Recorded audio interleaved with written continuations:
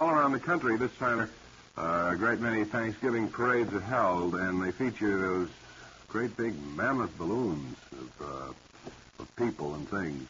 And the Mummers, I know, down in Philadelphia and Macy's here in New York have great big parades. We thought it might be interesting to call in Wally Ballou, who has gone up to the factory where they make those great big balloons, and talk to the man who does it. So, Wally, if you're listening, come in, please. This is Wally Ballou speaking from a Thanksgiving Day balloon factory.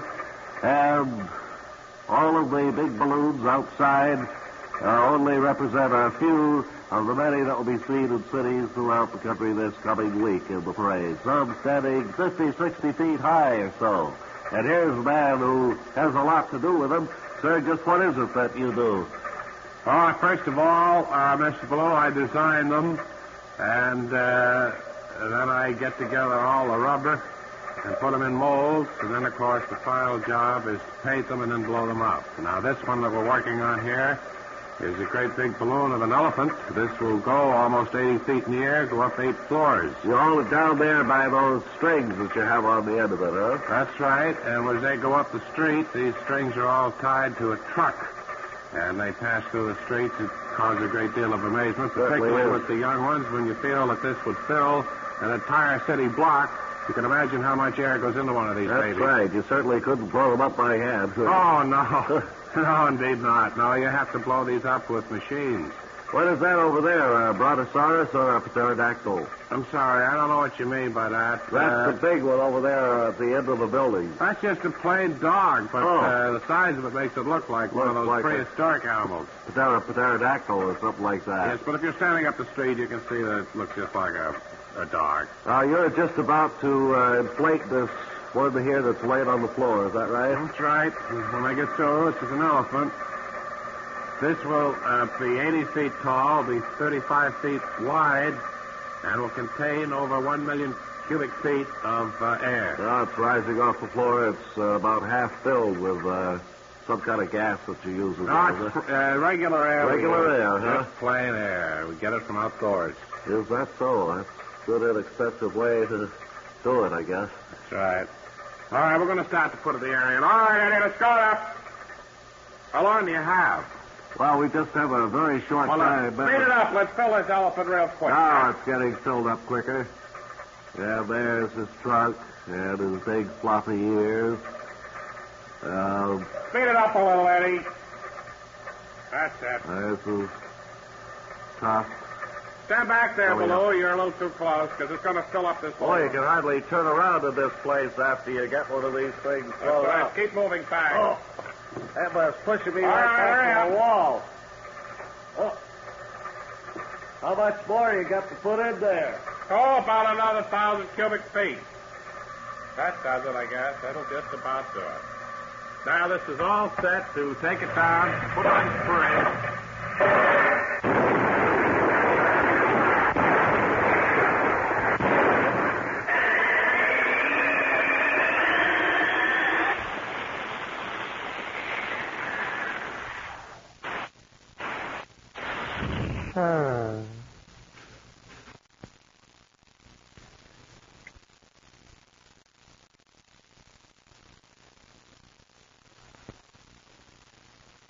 Well, it's eating time. That's right, Arthur. And Tony, who are you?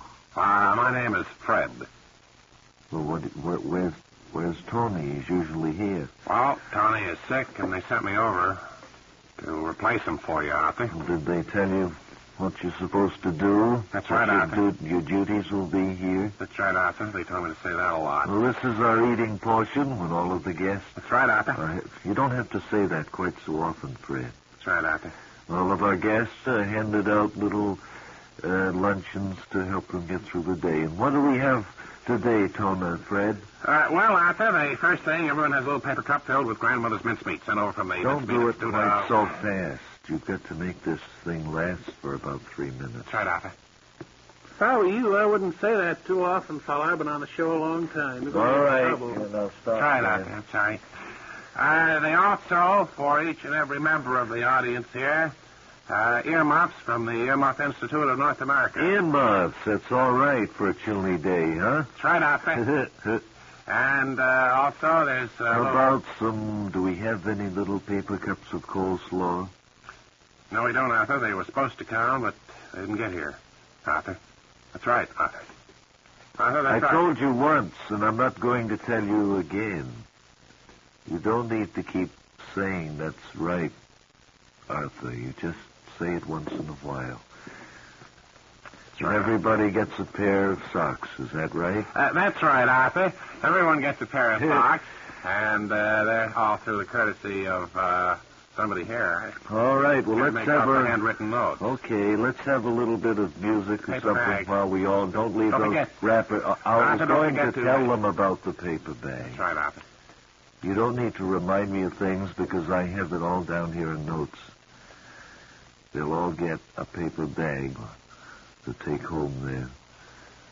And don't forget to tell them not to put anything on the floor, Arthur. I already have told them not to put anything on the floor. But I mean, You just go over there and sit down.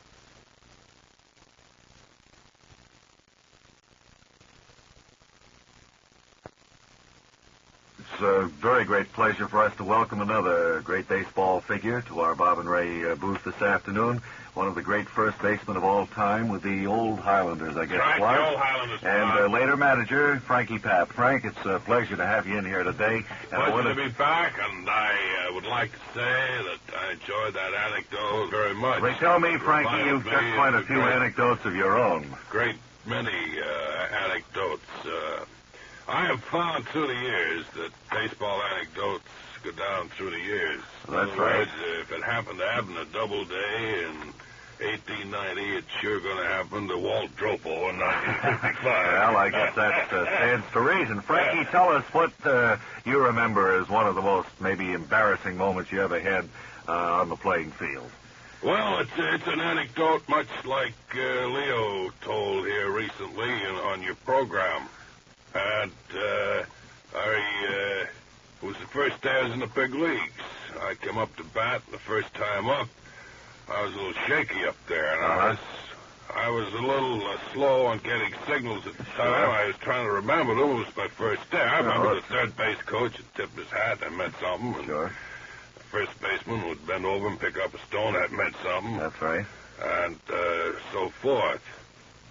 Go ahead. There you were, standing up there and trying to uh, remember the signals and trying to figure Well, out. I was up at bat. I swung left-handed. And the pitch out there in the mound, I don't know if you remember him. No, I don't. But go ahead. And he was out there. He wound up, and they let them come in there. I could hardly... In fact, I couldn't see it. Uh-huh. And the stands around me, send the bump back. Trying to rattle you a little bit, Frankie, huh? That's right. And behind the plate, you probably remember him, the umpire. Yes, I do. And it was three high hardwoods that went right by me, three called strikes. Well, I was mad. I took my bat and I threw it way up. Uh-oh. Way up. Pretty outward sign of anger there. It went up above the second tier of stands. Uh-huh. And the umpire said to me, young man, I was a young man then. Sure. He said, young man, if that bat comes down, you're out of the game.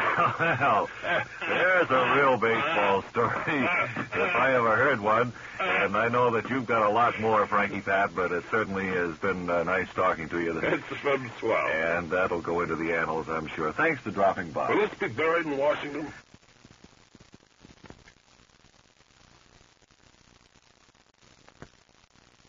Say, friends, here's a very interesting interview that we made just a day or so ago, not far up the Hudson River from New York. There's a fellow who has dedicated himself to bunny exterminating, and we thought it was very interesting, and we might take a few minutes to talk with him. Would you spin the tape, please? Hello, everybody. I'm speaking just up the river here from New York, where we're talking with a bunny exterminator. His name is Robin Pickett. Robin, isn't this a rather inopportune time to be engaged in such activities? I mean, with Easter Sunday, so close. Yes, but we don't try to exterminate them. We just try to scare them. In other words, you don't actually try to kill the bunny. No, we what you try to do is stun them. Is that right? That's right. Scare them away from the farmer's crops. What kind of crops do they attack usually, sir? Well, anything green, like salad greens, and... How about tulips? I mean tulips. What's that? Tulips, yes, carrots. Carrots? Tulips, all golly, kinds of stuff that makes I beg your pardon. Golly, Warbin, I was going to say, is that whipstick on your collar? Lipstick? Where, on my collar? Looks like I it. don't see it, no. Well, We use swing shots. you use the regular slingshot, That's right. and this more or less stuns the bunny, is that No, it? we don't hit the bunny unless we take particular good aim, and that's by accident. We only try to scare them away from Farmer Brown's strawberry patch. Is that the farmer's name? No, that's hypothetical. Oh, it's the hypothetical Farmer Brown. That's right. Could be Farmer Jones. Could be Farmer... Gray. No, it wouldn't be Farmer Gray. Oh. Well, whoever it would be a farmer. That's right. Uh, And we get paid for this kind of work. well, do you wear traditional bunny exterminating clothing when you go on a Well, job? we try to camouflage ourselves so we look like rabbits. As you notice, these long ears are not mine. This is part of my costume. Uh-huh. But that cottontail is yours, isn't it? That's right. Yeah. Well, sir, it's been a pleasure talking with you, and I don't know when we've had a more I'm idiotic... crazy, incidentally. Yeah, sure. Well, we accept that, and I don't know when I've had a crazier interview. And now, if you'll excuse me, I'll switch back to... Say hello to Mr. Elliott when you get back there. Golly, I will.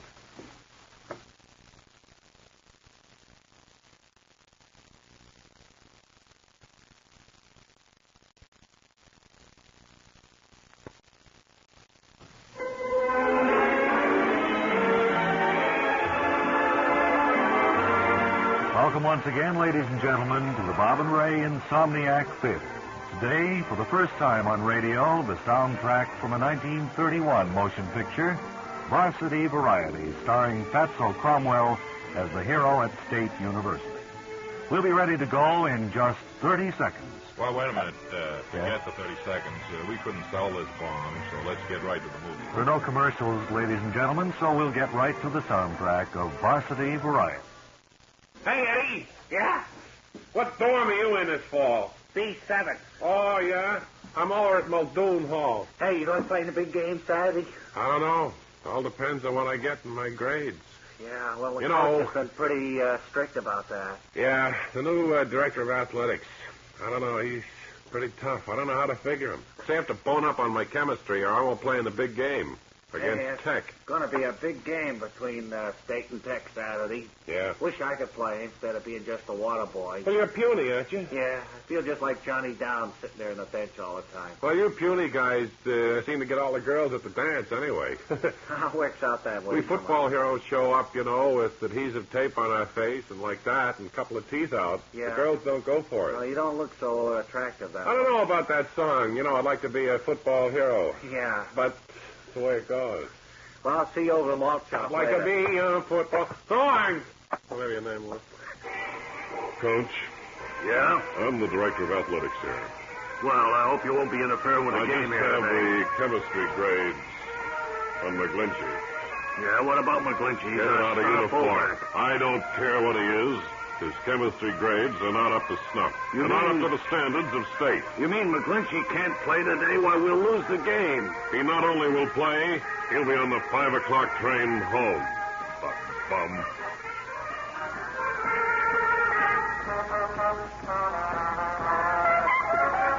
Well, Coach, I got the water pails here. Gee, I wish you'd let me play today. I got into this uniform just in case. Stevie, I think I may have to use you. Well, what do you mean? McGlinchey flunked his chemistry grade. McGlinch? You mean No. McGlinch won't be playing today? I'm afraid he won't be in the big... He won't be... But No. he's a... I know he's he's... a of course he is. You mean I might get... Shut up. Go on in there and get McGlinchey's suit. Right, Coach. They got all of him in McGlinchey's suit. Oh, you guys shut up now. Coach is giving me my big chance. But sleeves are down on the ground there. Yeah, well, you'll see. All this season I wanted to play football. Now What, you got a size 7 foot? You guys just shut up. You're going to be on our team? Go on over and play with Tex, will you? We want to win this one. Yeah, you'll be laughing the other way. Hello, Margie. Hello. See you standing here right outside the locker room. What are you doing in McGlinchey's suit? Well, McGlinchey can't play. His grades weren't good enough, so the coach is putting me in. Putting you in place of McGlinchey? That's right. Ha! Ha! Oh, yeah, well, you'll be laughing a different tune after the game. The suit doesn't even fit you. You'll be smeared. Okay, let's go. That little kid go. And who's that out on the field now, taking McGlinchey's place? What was his name? My spotter says that, He's a little puny guy. I think he's wearing McGlinchey's suit. yes, it's Stevie, and he's wearing McGlinchey's suit. There's the ball spun back to him, and he starts off down toward the Tech goal. He's running. Look at that I've kid never go. seen anything like this, ladies and gentlemen. What's wrong? It's one of the greatest runs I've ever seen in all my years of broadcasting. And he's over for the winning touchdown. Well, congratulations, Stevie. Thanks, Coach. I never realized you were really serious Sorry I about can't football. stay around, Coach. I got a date with Margie. My hero!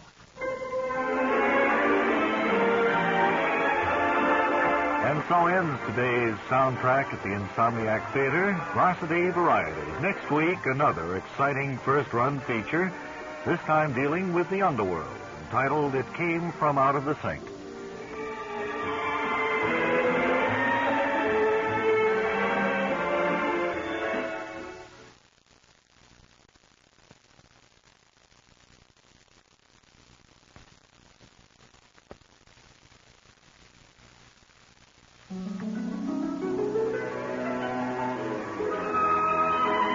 And now Panucci, with or without nuts.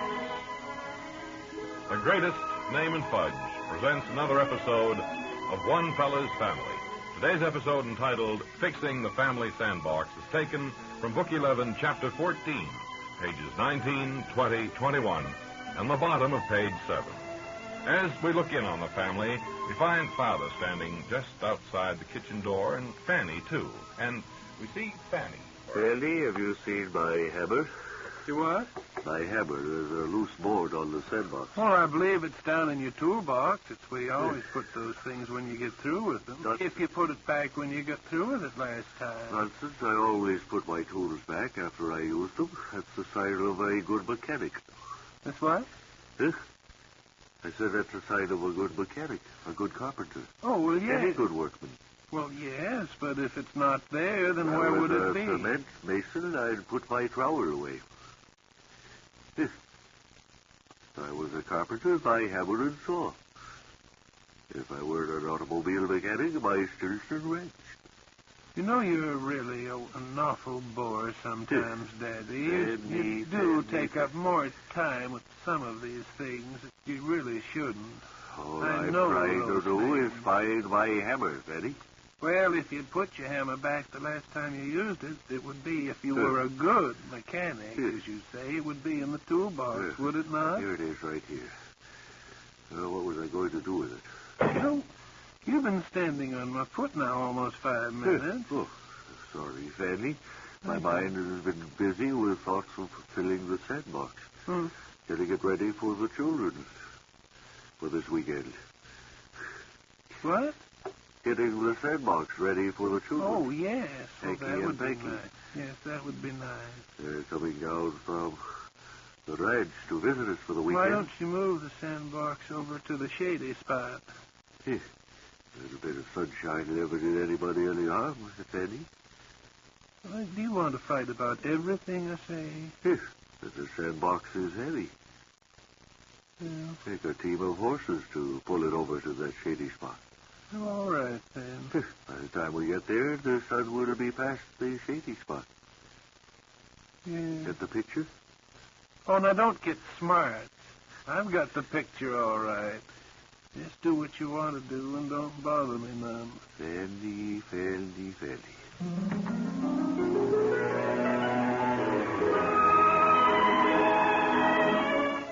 been listening to One Fella's Family, brought to you by Panucci, with or without nuts, the greatest name in fudge. Today's episode, entitled Fixing the Family Sandbox, was taken from Book 11, Chapter 14, pages 19, 20, 21, and the bottom of page 7. One Fella's Family is written and produced by T. Wilson Messy. This is a Messy production.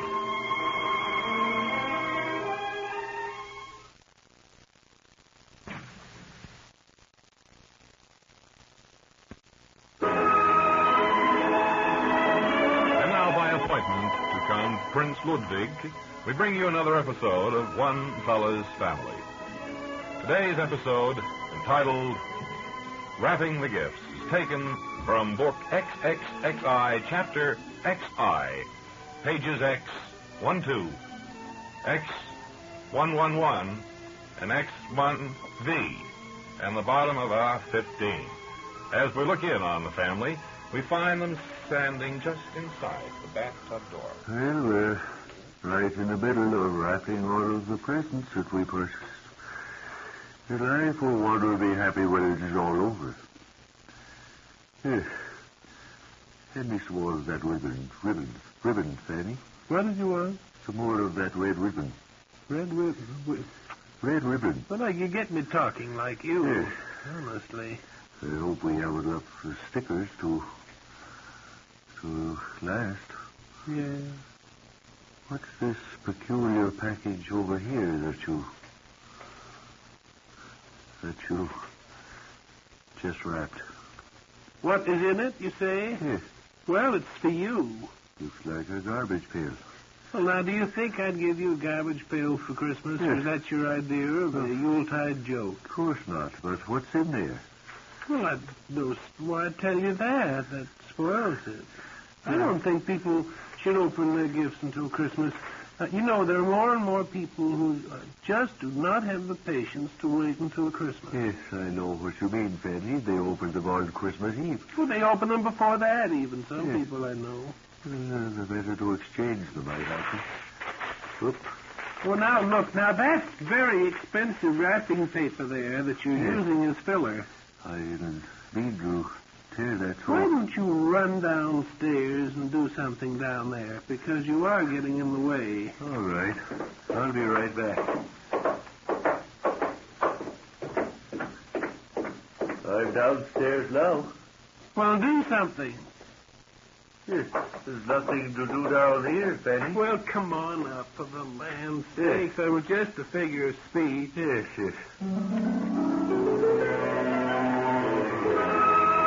By appointment to Crown Prince Ludwig, we have brought you another episode of One Fella's Family. Today's episode, entitled Wrapping the Gifts, was taken from book XX Forget It. One Fella's Family is written and produced by T. Wilson Messy. This is a Messy production.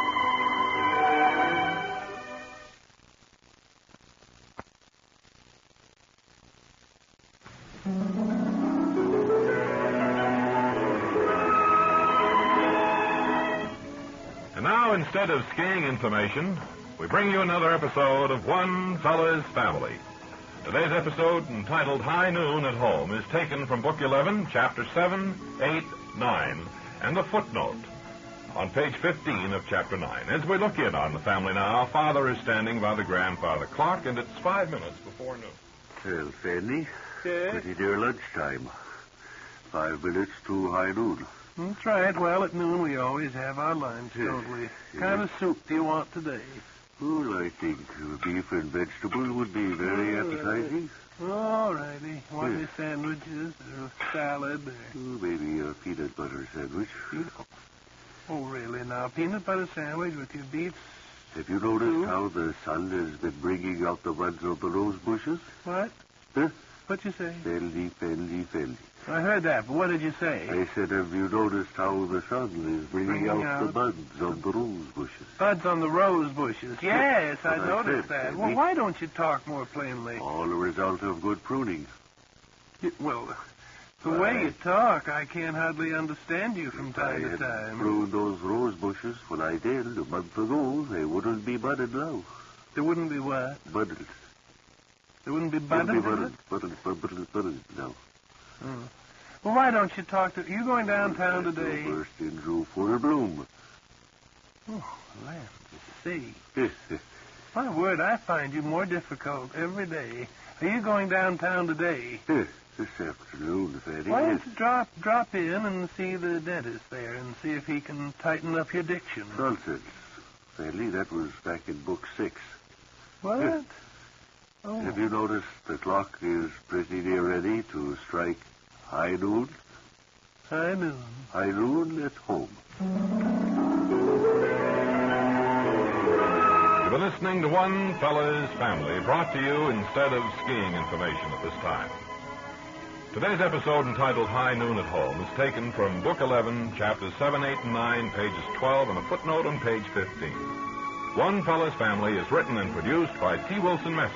This is a Messy production.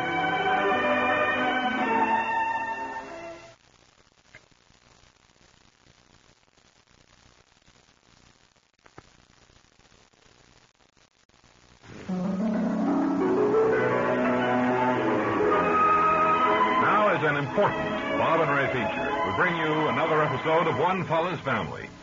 Today's episode, entitled Jack Changes His Plans, is taken from Book IV, Chapter X, page 4 through 5. It's mid-morning as we look in on the family and we find Pop. Stanley, have you noticed that new crack in the ceiling? No. Where is that? See, right over there, by the alcove. What would cause that? Well, I don't know. Some kind of a vibration, I would think. Well, those big, heavy trucks keep going up and down the street. What is it doing up there with all that structural steel? Well, they got a superhighway. The steel must be putting overpass. I wonder if we could go to the authorities and have them use some other street. So many of the old folks play on this street. That old grouch down at the corner was out on his tricycle this morning. He's wacky. He is as soft as a grape. He's been that way for years. What? Is that the mailman coming up the front walk? Look. Yes. No, it isn't the mailman. This looks like the boy that brings telegrams. That's just who it is. But he's ringing the bell, too. You Telegram. Telegram, Fanny. It's for you, I think. Is it for Father Butcher? Well, it says Mr. That would be me. You want to sign this? Here you are. Father Butcher. Thank you very much. Oh, wait. You didn't forget something, did you? I see it's postmarked Honolulu. It's from Honolulu, Fanny. It is? Yeah. No, I didn't... No, I didn't forget anything. It's from Honolulu, Fanny. That must be from Jack, our son. Better tear it open and read it. All right. Fanny, Jack has had to change his plans.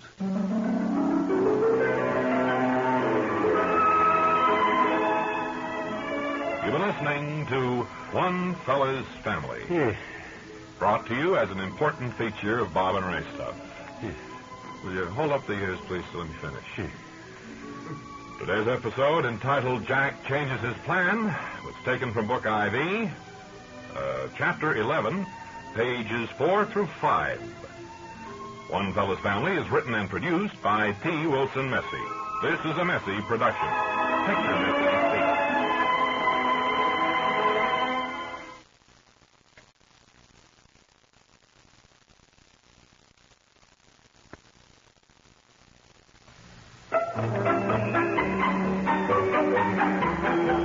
And hello again, ladies. It's time for one of Aunt Penny's true-to-life stories. And this is Danny sitting in Aunt Penny's sunlit kitchen. And what's that you just baked there, Aunt Penny? It looks delicious. Raisin cookies, Dandy, and they're just lovely. Mind if I try one while I sit back to listen to today's story?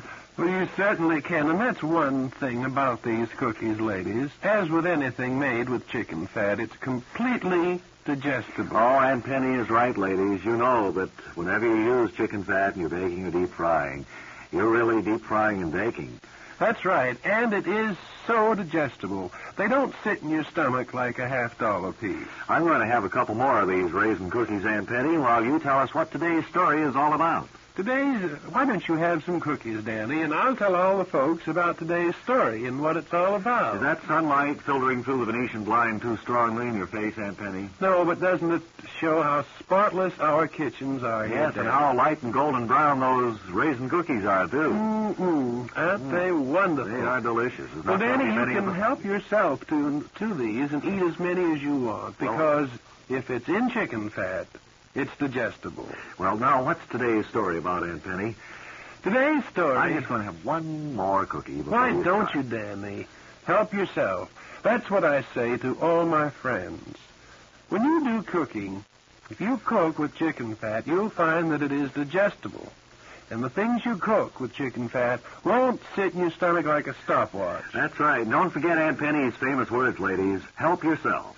And now, Aunt Penny, today's story... Today's story, Danny, is about two retired folks who live in a small town in New England. And the story concerns a Mr. and Mrs. Eugene Spatz. And what happens to Mr. and Mrs. Spatz, Aunt Penny? Well, Mr. Eugene Spatz, for many years, was a trusted employee of a bank in Boston. After he had accumulated enough money, he decided to retire in the northern part of New England. In Metropole, Aunt Penny? In Metropole? No. Why don't you dry up now, Danny? All right, Aunt Penny. Let's get to the story. So they decided to retire, and they went to a small town in New Hampshire. Well, that was only the beginning of their troubles, because... Well, here's a small town in New Hampshire, Miss Spatz. Going to retire here? Looks like as good a place as any. Well, all right. Let's pull up. First, we'll have to go to a real estate office, I guess, and see what's available. Got all our life savings there in the glove compartment of the car. That's right. So maybe one of us had best sit in the car. Good idea, Miss Spatz. I'll sit here and you go on in. All right. Miss Spatz? Yeah? Go on in where? We're parked right out on the highway here. No buildings around. What do you think about that? It confuses me to think. Well, it kind of threw me a curve, too, Miss Spatz. You were all set to retire so nicely. Maybe better drive right on into Metropole and see what's available in the way of the Wasn't house. that car going speedy? That was going like 60, I declare. At least that. Yeah. Well, come on, let's go. Danny, I'll have to stop now. Oh, you mean the story's over for Yes, today, this Aunt Penny? could very well turn into a half hour, and we don't have that much time. Don't you ladies forget what Aunt Penny always says. Help yourself. Help yourself. Because if it's in chicken fat, it's saturated with fat.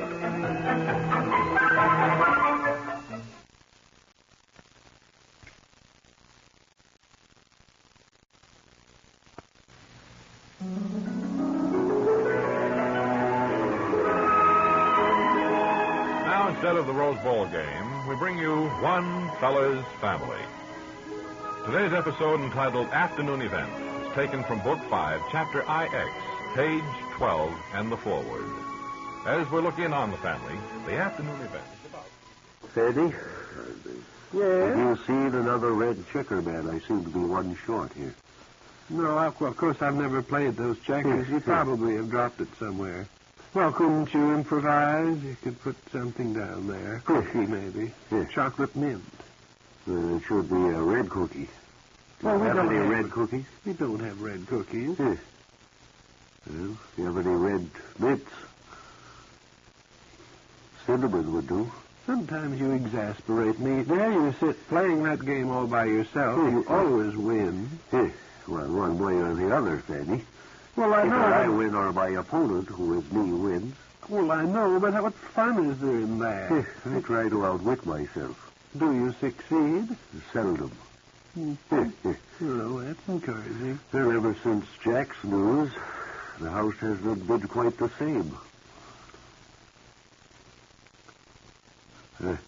I say ever since Jack's news, the house hasn't been quite the same. Well, I'm trying to write a note. If you want to talk to yourself, well, why don't you go into another room, or at least don't expect an answer. Who are you writing the note to, Fanny? The daughter. Claudia? Yes. Where is she now? India. In India? Mm. When did she go over there? Oh, must be 3 years ago. Was I told about it, Fanny? Of course, you said goodbye. Some sort of foolishness this is.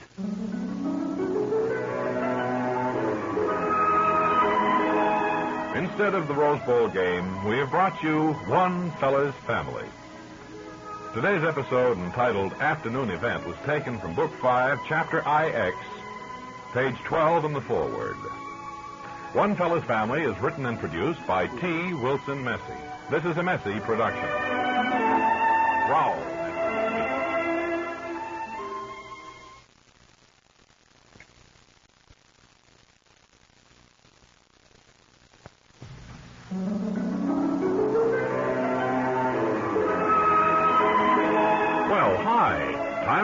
For another episode of One Fella's Family, brought to you as an important part of the Bob and Ray stuff. Today's episode, entitled Vacation Plans, is taken from Book 13, Chapter III, pages 10, I think. Yes, 10, 11, 12, 13, 14, 15, 16, 17, 18, 19. Fanny? It's not that important, announcer. Yes, as we look in on the family now, we find Mother and Father standing just inside the door. Announcer? And we hear... I completely lost the name of the title of this episode. What was it, announcer? Vacation plans. Fanny, we've got to get busy making vacation plans pretty soon. Soft old duffer. Huh? What? You're too old. I've been on this program for 28 years now. And I certainly am no judge. Never mind, and get along with the script, will you, Daddy-O? Get the loot and get out of here. Fandy. Well, what are your vacation plans, Daddy? Well, I was just thinking it's about time we decided where to go on our vacation. Well, I don't have any idea. We went to the mountains last year. We went to the seashore the year before. And then we went to the mountains the year before that. And before that, we went to the seashore. In the mountains. Doesn't leave, and the seashore before that. Doesn't leave much place to go this year, does it, Fanny? We could go to the mountains or the seashore. We went to the mountains last year, and the seashore the year before. And the mountains before that, I think. And the seashore before that. Where's Hazel going? Who? Hazel. Your daughter, Hazel. Oh, Hazel. That's a good idea, Fanny. Maybe we'd better find out where she's going. Then we can make our vacation plans.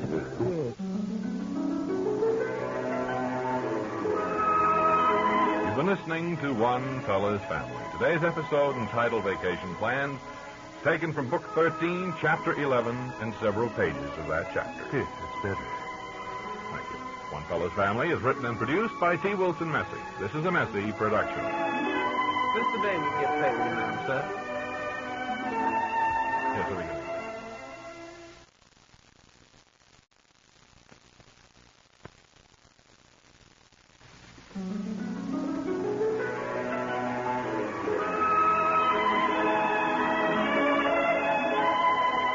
Now, another episode of One Fella's Family. Today's episode, entitled Clam Chowder, is taken from Book X, Chapter VII, page 4. As we look in on the family, we find Mother and Father standing just... Well, the rose bushes have never looked lovelier, Fanny. Rose bushes to Fanny, and then... I'm already into the script, announcer. Oh, I'm sorry. The rose bushes have never looked lovelier, Fanny. Well, it's an amazing thing that they ever came up this year, the way you kept pruning them all. Beautiful year for roses. It was a good year, and they're late bloomers, aren't they?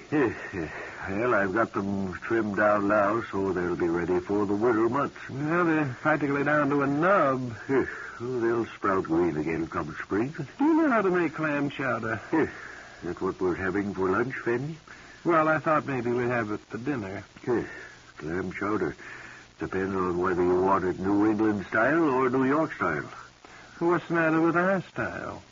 West Coast style. Don't believe I've ever had any of that, Fanny. Well, why don't we make New England style? With milk and cream, you mean? Yes. Sounds all right to me. Well, how is it you go about making that? Well, first we've got to get some clams, I suppose. You trying to be funny? Well, you need clams for clam chowder. Well, I Fanny. understand that. That's as obvious as those rose bushes of yours. Yes. Point Put is- here 4 roses, Fanny. It was? Yes. Isn't that nice? But now about the clam chowder. Late bloomers. Yeah. Yes. Your teeth are slipping again, Daddy. Yes. Well, I'm going to see Dentist Tucker next week. But about the clam chowder, we need the clams and the milk and the cream, Onions? onions, potatoes. Would you dice those potatoes, do you suppose? Dice them real fine. What? And you'll have a clam chowder fit for a king. Clam chowder. Fit for a king.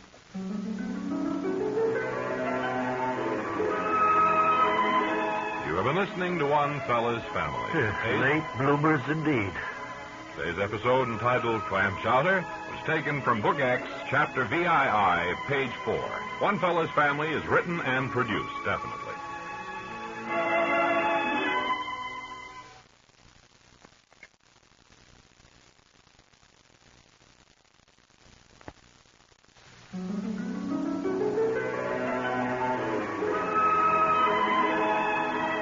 Hi, and welcome to One Fella's Family. Today's episode, entitled Heartburn, taken from Book 6, Chapter IV, page 12 and 2. It's mid-morning as we see Mother and Father preparing to... Fanny, you know that sunburn I got a while back? Yes. And the windburn I got a while back? Yes, I do. Yes. I got heartburn now. Heartburn? Yes. What did we have for lunch, Fanny? I'm trying to think. What would give you heartburn? Well, I was trying to think, too. I had warm mush. And jelly? Yes, and tea. That certainly shouldn't give you heartburn. Not at all. I wouldn't think so. I haven't been eating between meals either. No. Yes. It came on while I was out trimming the rose bushes just a few hours ago. You haven't been nipping? Oh, Fanny. Well, you never know. Well, you know better than that, Fanny. Well, when right out of the blue you have heartburn, I begin to wonder maybe if you don't nip when you go out to the rose The only bush. thing that worries me is that address I have to make on Friday Where are you talking this week? for the Lions Club. With heartburn? Yes, I hope not.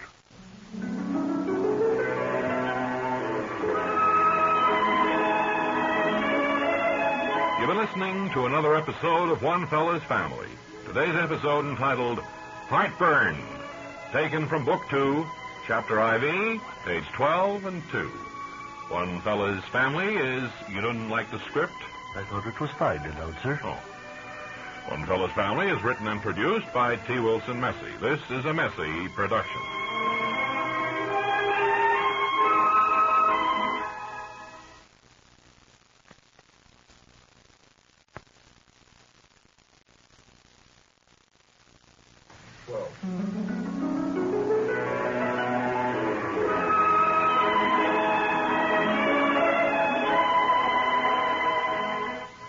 And now another episode of One Fella's Family, an important part of Bob and Ray stuff.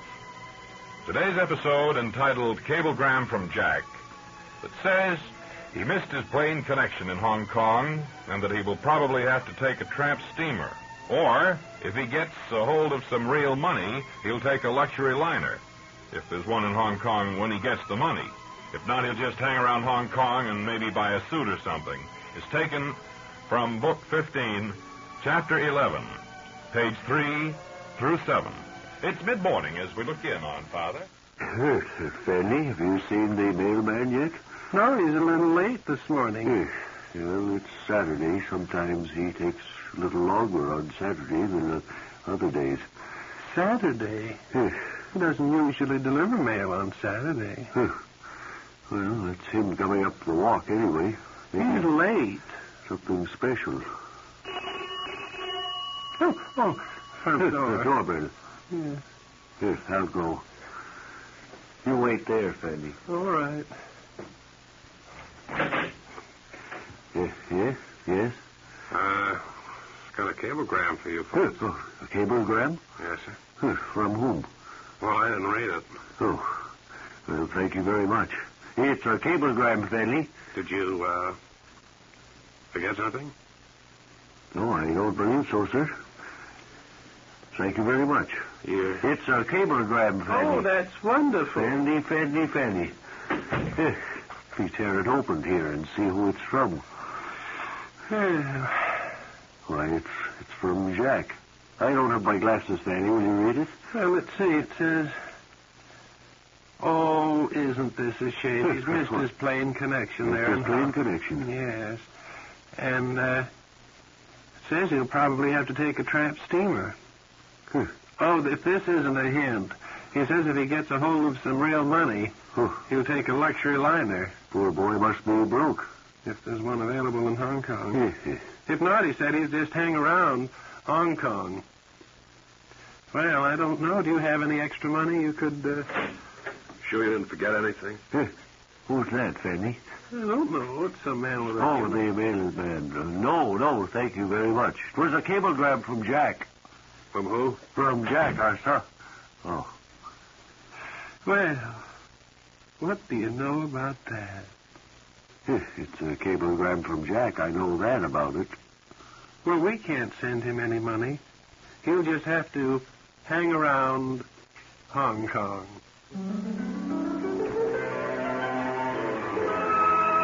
You have been listening to another episode of One Fella's Family. Today's episode entitled Cablegram from Jack.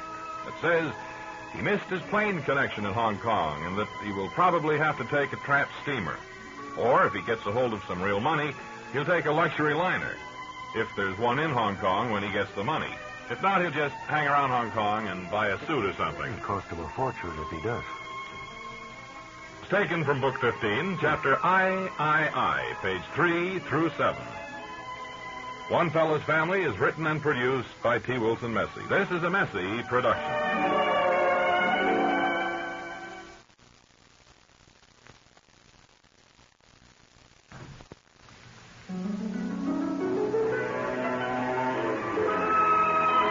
Now, instead of a roundup of sports or something like that, we bring you another episode of One Fella's Family. Today's episode, entitled Mid-Morning, is taken from Book 2, Chapter DLXIV, page 244. As we look in on the family, they're standing, trying to hold huge books. Stanley? Yeah?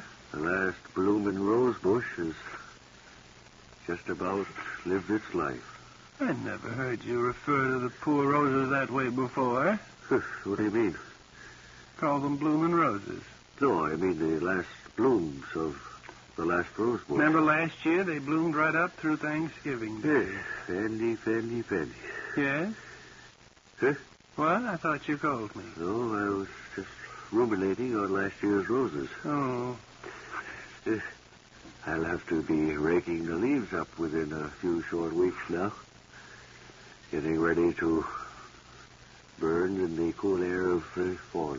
What? The leaves. Oh, yeah.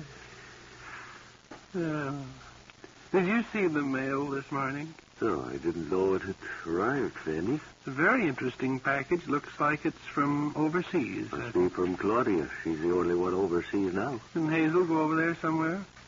May have, but I thought she came back.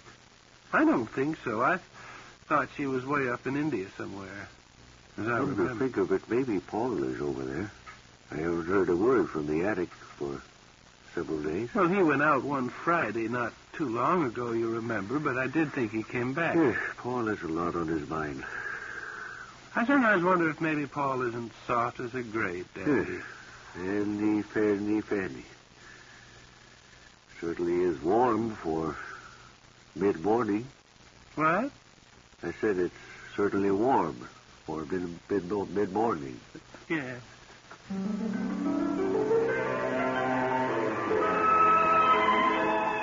You've been listening to One Fella's Family, brought to you instead of a roundup of sports or something else like that. Today's episode, entitled Mid-Morning, was taken from Book 2, Chapter DLXIV, page 244. One Fella's Family is written and produced by T. Wilson Messy. This is a Messy production. Alexander the Great speaking.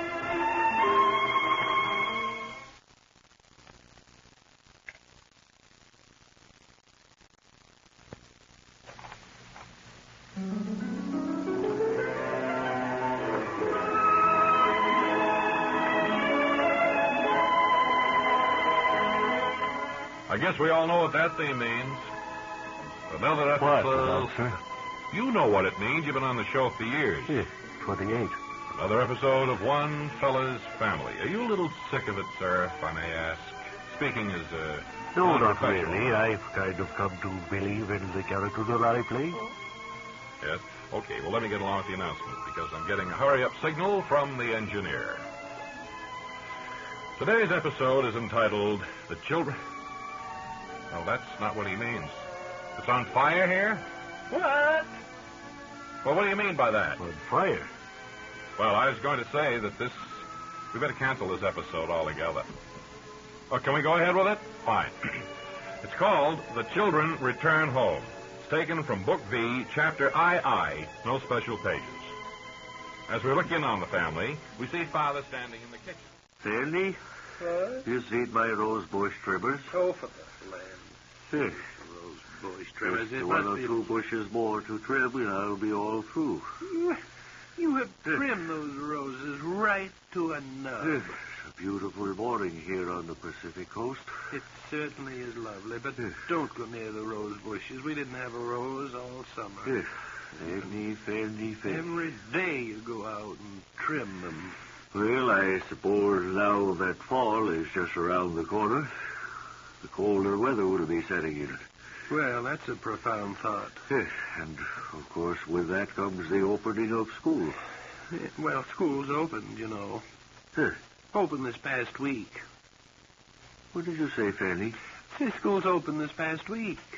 Well, what about the children at camp? Didn't they come back from camp? I don't think so. I haven't seen Hanky or Panky or Spanky or any of the others around. How about Nicky or Huh. Ricky? Well, they're too old for a camp. Yes. Hanky, Panky, and Spanky are Nicky and Pinky's children. You don't say. Fanny. You for the land. And they never did come home then, did they? Not that I know of. Probably got a job up there at the camp. It's very possible. Yes. Yes. Well, it'll be a happy day when the children return home. You've been listening to... Would you watch your signals, engineer, please? It makes it very difficult here. You've been listening to One Fella's Family. Brought to you... Not brought to you. It was sustaining. It was called The Children Return Home and taken from Book V, Chapter II, with no special pages, I'm told. One Fella's Family is written and produced by T. Wilson Messy. This is a Messy production. Would somebody help Father up off the floor?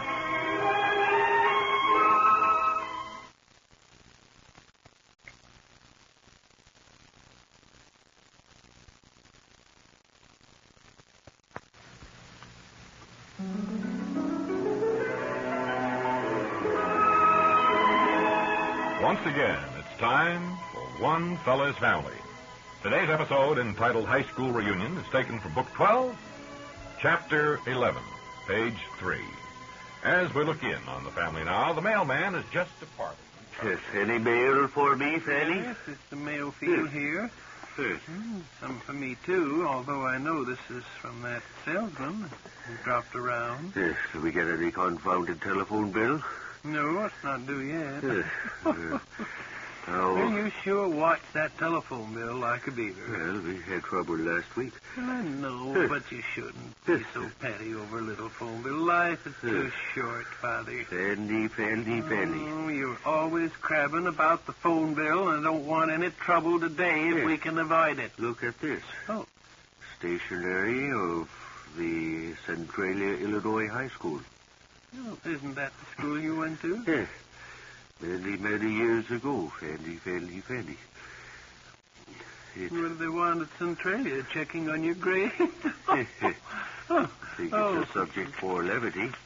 Well, I'm only trying to make a little fun here. Life can be such a bore with you that I try to lighten it up a little bit. Yes. Let me read what it says. Oh. Dear alumnus. Well, that's not your name. Well, it's addressed to me. Look at the envelope. Yeah. Well, maybe they put the wrong letter. Henry W. Butcher. but maybe they put the wrong letter in the envelope. I've heard of that happening so many times, where a fella writes 2 letters and has 2 envelopes and puts the wrong letter in the wrong... Nonsense. Sure. It goes on to say, you are invited to a reunion of the high school class of 1895. Holy cats, is that when you got out of high school? Has it been that long? 1895. I guess they did get the letter in the wrong envelope. Well, certainly. It was a class of 1890... Great Scott, Fanny. It was 1895. You graduated from high school in 1895. Where are they going to get together? Back there, I guess. Back in... What's it say? It's being held at the Peppermint Lounge? That's a disgusting turn of events.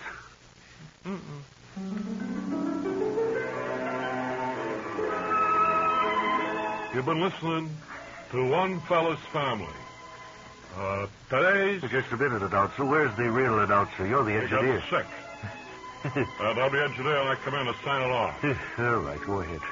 This thing was called High School Reunion, and was taken from one of the books that the fellow who writes these things has written heretofore. T. Wilson Bessie. T. Wilson Bessie. Heretofore. T. Wilson Bessie wrote it. It's a Bessie production. And this is Gillarian, your engineer, saying so long for now.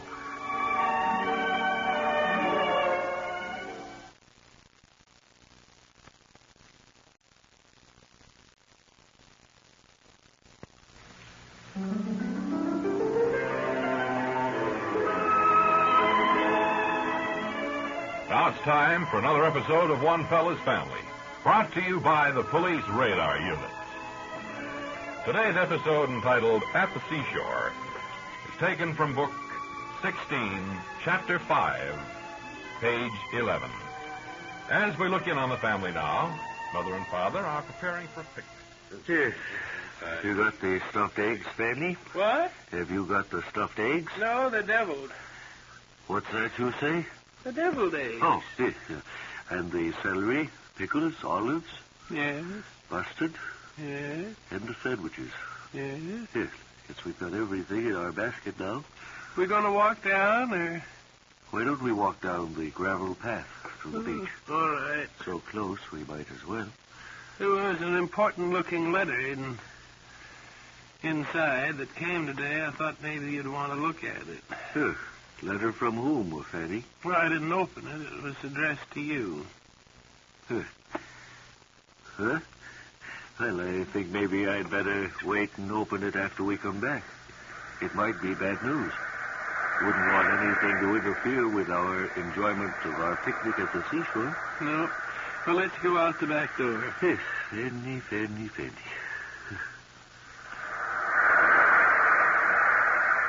Water looks mighty blue today.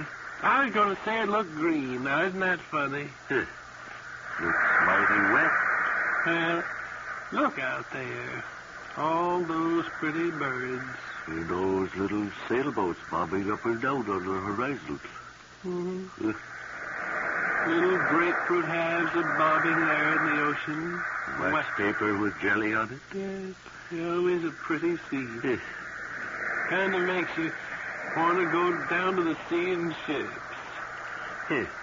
Well, we're almost there, Fanny. Yeah. Huh? Where? Almost where? Almost to the beach. Well, let's sit down now and enjoy our lunch here at the seaside. As we open up our picnic.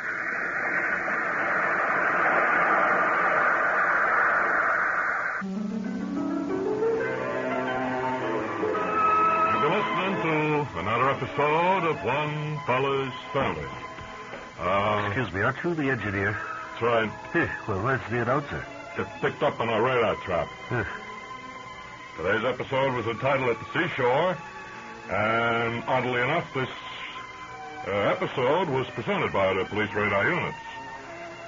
It was written and produced by the late, great T. Wilson Messi, and a Messi production. And now, this is your engineer in charge of maintenance, Gil Aaron, saying so long for now, and 78.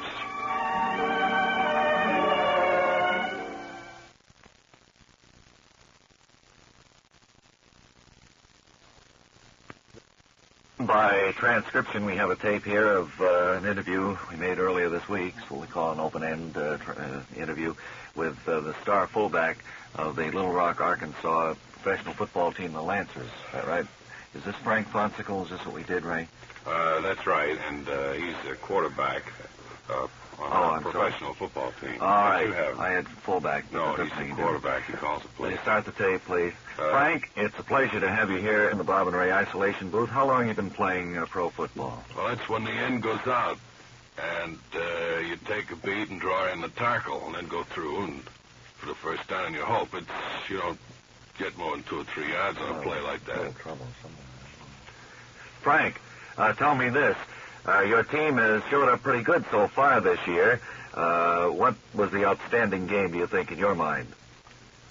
1938. That's the answer to the when he started, I think. Frank, I'd like to ask you just one question. Hello there. It's a pleasure to be here. And if you have any questions about football, you go ahead and roll that back. I'll try to answer them for you. Answer if you can. Yep. Now we got it straight. Frank, tell me this. What do you think your toughest game this year is going to be yet to be played? 38. The same one, the same track. Frank? It's a pleasure. Well, our time is... Fire away with any questions, and I'll be very pleased to answer them. Running a little bit short. We've been listening to quarterback Frank Fonsicle of the Little Rock Lancers, and just a final goodbye, Frank, and thanks for being here. 38.